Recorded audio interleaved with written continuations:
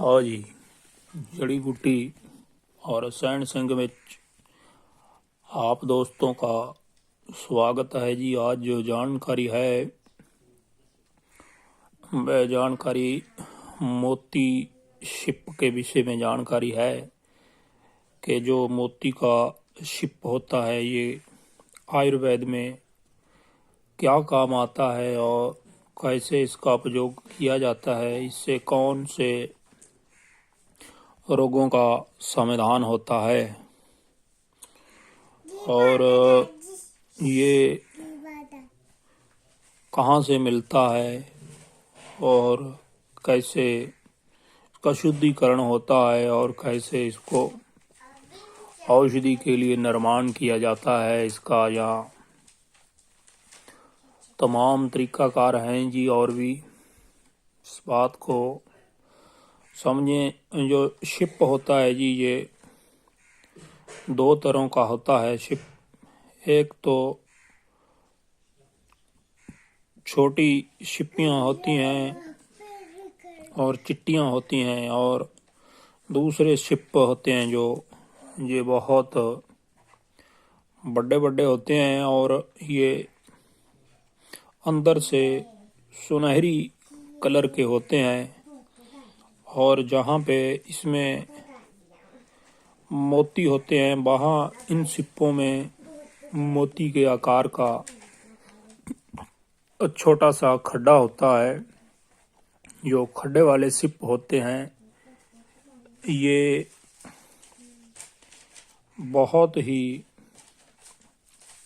जबरदस्त इनकी है जो दवाई बनती है जी। और खड्डे वाले शिप ही भस्म के लिए यूज करने चाहिए। वैसे तो जो शिप है इसकी कई किस्में मिलती हैं, नहरों में, नदियों में, दरियाओं में, और दरियाओं के किनारे पुरानी गांव में जो छप्पड़ें होती थी वहाँ भी मिलती थी छोटी छोटी छिपियाँ। पर वो अब बाहर चली गई, जैसे तितलियों की बाहर होती थी वो भी चली गई।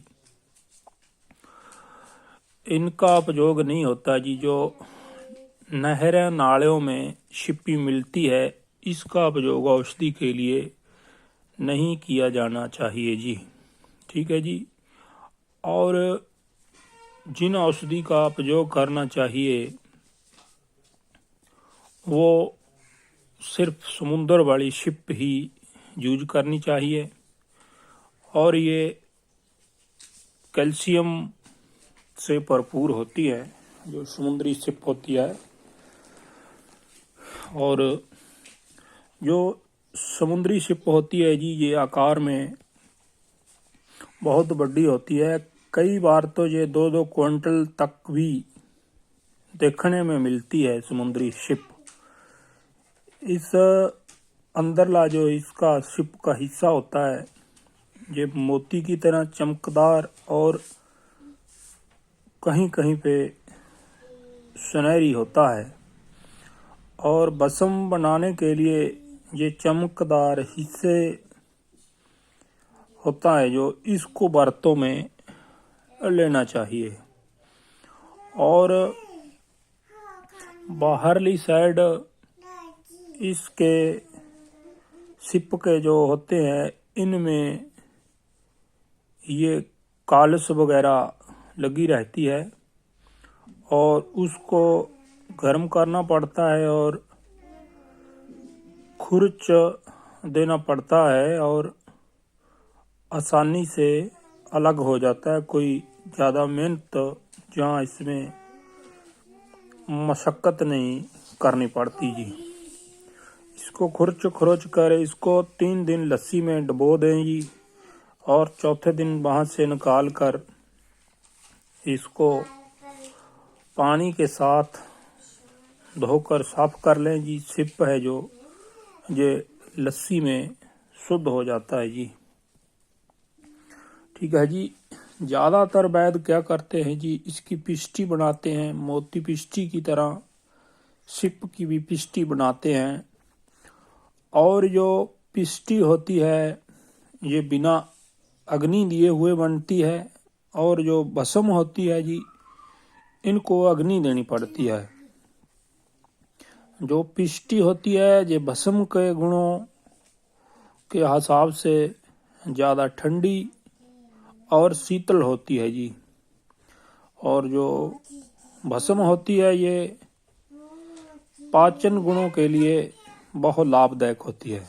ठीक है जी। भस्म दीपन और पाचन गुणों के लिए लाभदायक होती है। पिष्टि होती है ये शीतल गुणों के लिए बरती जाती है या यूज की जाती है। और आपने करना क्या है जी, इसको सिप को कुश्ता करने के लिए 1 किलो शुद्ध सिप ले लें जी, उसके छोटे छोटे टुकड़े कर लें। और फिर क्वार गंदल का गुद्दा लेना है जी, 4-4.5 किलो। और आपने हंडिया लेनी है मिट्टी की, उसमें डालें और डालकर उसके ऊपर सिप के टुकड़े रखें, और बाकी का क्वार का जो गुद्दा है वो ऊपर डालें। तौड़े को संपट कर गजपुट की तेज अग्नि दें, और ठंडा होने पे वहां से सांपट को निकालें। सांपट बिल्कुल ठंडा हो जाना चाहिए, तब वहां से निकालें। गर्म को संपट से ना निकालें, गुणों में हीन हो जाएगा। और सावधानी के साथ इसको बाहर निकालें।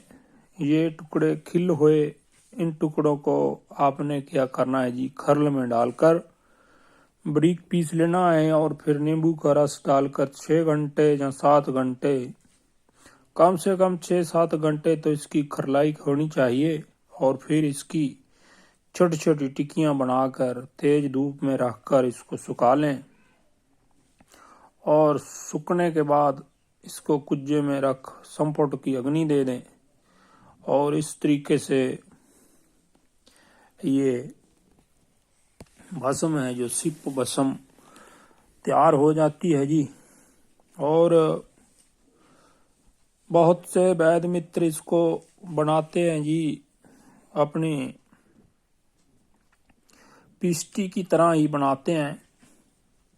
और कुछ लोग इसको भस्म बनाना ही पसंद करते हैं, पर अब तो मार्केट में ये उपलब्ध हो गई हैं, बहुत कंपनियां आ गई हैं, ऐसे पता नहीं कैसे बनाते हैं जुगाड़।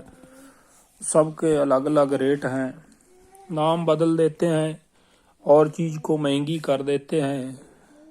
और वैद्य हैं जो, उनका भी रुझान खुद तैयार करने की बजाय बाजारी चीज़ों पे टिक गया है जी। वो इसीलिए वो गुणों में थोड़ी हीन होती हैं, काम तो करती हैं, पर जो शास्त्रों में प्रक्रिया बयान की जाती है वो उस हिसाब से काम नहीं करती हैं जी। ठीक है जी। ये खरीली बहुत होती है ये भस्म। यदि इसको आप यहाँ नींबू के रस के साथ खरल करते हैं, पहली पुट्ट घी ग्वार के साथ लगने के बाद, तो वहां आप इसको भेड़ के दूध के साथ यदि खरल करते हैं तो जो सिप भस्म है ये लकोरिये में उत्तम काम करती है और जबरदस्त काम करती है। बीरज बुकारों में ये भस्म बहुत लाभदायक सिद्ध होती है जी। जो बीरज के दोष होते हैं उनमें ये बहुत जबरदस्त काम करती है। और एक मित्र है जो अपना आयुर्वेद में, उन्होंने भी काफ़ी सर्च की है, उनकी किताबें भी मैंने काफ़ी पढ़ी हैं। वो हैं डॉक्टर हरजिंदरमीत सिंह फरीदकोट वाले। उन्होंने जिक्र किया है कि लकोरिये के लिए भस्म है जो,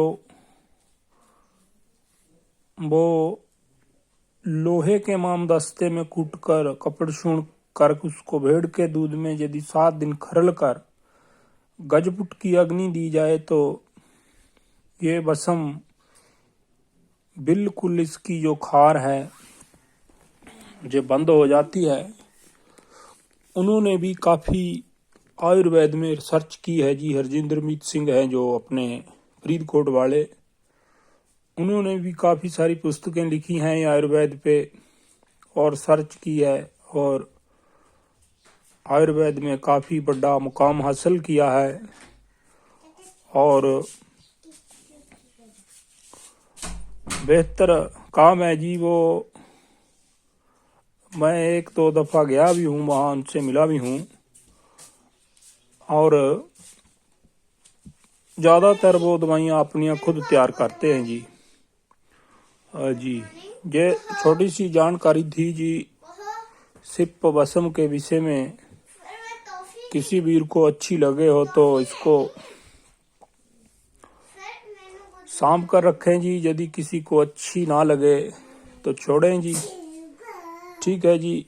और किसी को जानकारी पसंद आ जाए तो इसको नोट फरमाएं और अपना काम दाम करें, बेहतर करें, अपनी प्रैक्टिस करें। ज़्यादा पैसा कमा कर कहाँ जाना है जी, कोई हद बनना तो होगा ही। कहाँ जाओगे ज़्यादा पैसा कमा कर, खानी दो रोटी है ना। इसीलिए काम को सही करें।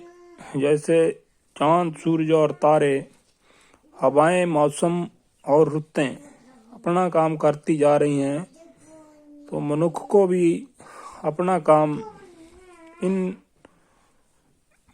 की ओर देखकर करना चाहिए कि जैसे सूर्य जाता है और छिप जाता है, इसी तरीके से मनुष्य को भी इन से सेध लेकर अपना जीवन में डाल लेना चाहिए।